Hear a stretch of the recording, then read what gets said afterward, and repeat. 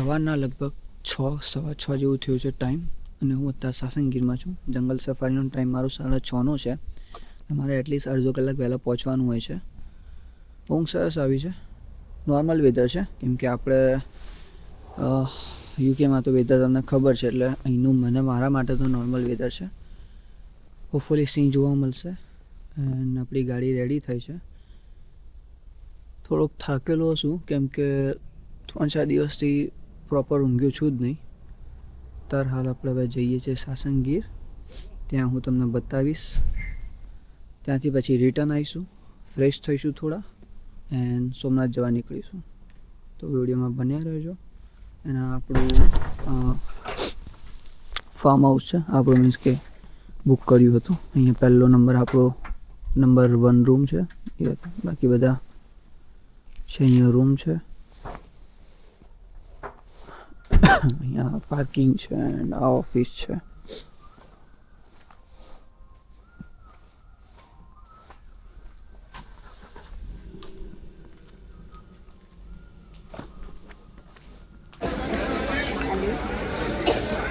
તો ભાઈ આ સિંહ સદનની ઓફિસ છે. આ જે પૈસાનું કાઉન્ટર છે એની બાજુમાં જે છે ને કાઉન્ટર, એમાં તમારે પહેલાં રિપોર્ટ કરાવવાનું. એ લોકો સાઇન ચેક નંબર ડ્રાઈવર તમને અલાઉ કરશે. ત્યાંથી એલોકેટ કરીને પછી અહીંયા આવવાનું. અહીંયા આવીને તમારે પૈસા પે કરવાના. તમે જ્યારે ઓનલાઈન પે કરશો એ ફોર્મમાં અંદર બધું લખેલું આવશે કે તમારે કેટલા પે કરવાના, શું છે, કેટલું બધું અંદર લખીને આવશે. અહીંયા જેવું પે કરીને તમને પછી ડ્રાઈવરો બધા આગળ જ હશે. એ લોકોને તમારે જે તમે જોશે એ કહેશે કે ભાઈ અમારી ગાડી છે, એ રીતે તમને પછી લઈ જશે ગાડી આગળ. અને ગાડી બેસાડશે. જેમ કે અમે બેઠા છે, અમારે 6 સીટરની છે. તો આમાં કેવું હોય છે કે અમે 3 છીએ, પણ આગળ પછી ડ્રાઈવર હોય અને એક ગાઈડ હોય, તો 2 જણા હોય. એટલે પછી એ પ્રમાણે 6 સીટરની 4 સીટરની બુક નહીં થાય, 6 સીટરની તમારે બુક કરવી પડશે. તો એવી રીતે બુક કરવાની હોય છે. ને હવે અમે નીકળ્યા છીએ. 11 નંબરનો રૂટ છે આ રહ્યો. તો હવે લેટ્સ સી. હોપફુલી કાલે તો ઓલરેડી અમે જોયા જ છે. હવે આજે જોઈ લઈએ કેમનો સીન રહે છે. અને ઇન્ડિયન બેંગોલિયર છે, એમાંથી કોઈ પણ એનિમલ્સ આપણને જોવા મળવા જોઈએ. 1412 સ્ક્વેર કિલોમીટર જંગલ છે. કેટલું? 5 ડિસ્ટ્રિક્ટની અંદર કનેક્ટ છે. 5 જિલ્લાની અંદર. એમાં પરમિશન એક જ જગ્યા પર છે, આપણે જુનાગઢ ડિસ્ટ્રિક્ટની અંદર સાસણગીરની અંદર છે. તમે લોકો લીગલી પરમિટ લઈને અંદર ફરી શકો. જે ગવર્મેન્ટે ટુરિઝમ પાર્ક એક ઓપન કરેલો એરિયો છે ને, 258 સ્ક્વેર કિલોમીટરનો એક પાર્ટ ઓપન કરેલો. એની અંદર પણ આ લોકોએ 13 રૂટ આપેલા. ગેટ આપણા અહીંયા 2 છે, પણ અંદરથી 13 રૂટ ડિવાઈડ થાય. કોઈ આમને સામને હોય, કોઈ મળતા જુલતા રહે છે.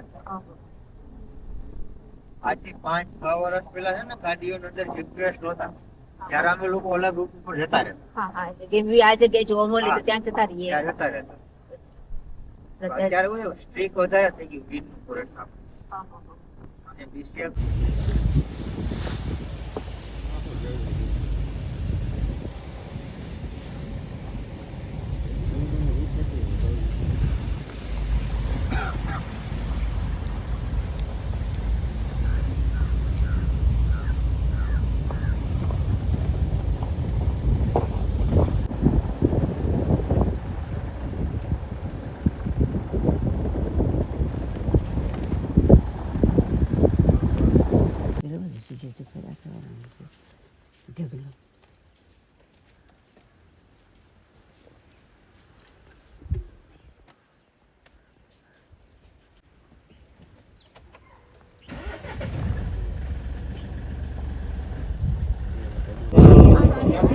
Baby cute.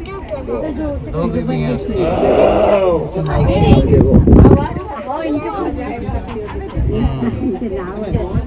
क्यों जो है ये शेर नहीं है बेटा, शेर नहीं है, शेर नहीं है, शेर नहीं है, शेर नहीं है बेटा, वो गया होगा घूमने. ગુંદર ચોટે ખાવા માટે ઉપયોગ કરીએ છીએ. હા, ગુજરાતીમાં આપણે આને કળાયો. જે વ્હાઈટ કલરનો ગુંદ હોય ને, આનો વધારે. આ તો બધા નેચરલ ઝાડ છે. આપણે ઇન્ડિયાની અંદર આનું પ્લાન્ટેશન નથી આવી. અલગ કન્ટ્રીની અંદર છે પ્લાન્ટેશન. આનો ગુંદ વધારે છે ને, સ્નાયુના દુખાવામાં ઉપયોગ કરવામાં આવે અને મેડિસિનમાં ઉપયોગ કરે છે. જે આપણે કેપ્સ્યુલ હોય ને, એ પણ 4-5 વાગ્યાના છે. સવારના જ વહેલાના.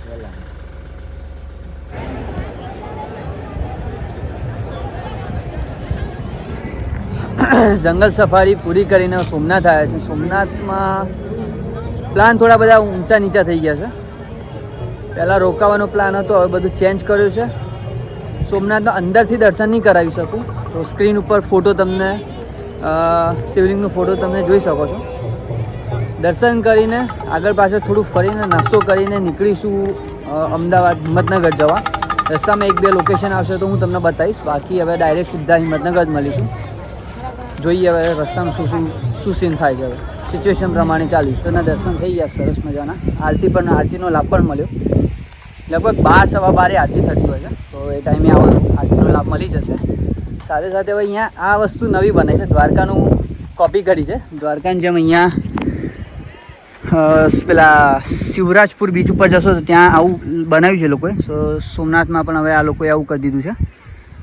ઘોડે સવારી, ઊંટ સવારી, લાઈક ખેમલ ને એ બધી લાઈક સવારીઓ તમને જોવા મળશે. સાથે સાથે એક આ મસ્ત છે, જે મારે રીલ જોતો હતો ત્યાં આવું હતું. અહીંયા ફોટોશૂટ માટે પણ સારું લોકેશન છે. લાંબો વોક છે. વોક કરતાં કરતાં આવશો એટલે મંદિરમાં ફોન ને એ બધું અલાઉ છે નહીં, એટલે ધ્યાન રાખજો. આગળ જ ફ્રીમાં તમને અંદર સુવિધા સર્વિસ મળી રહેશે, અવેલેબલ છે. તો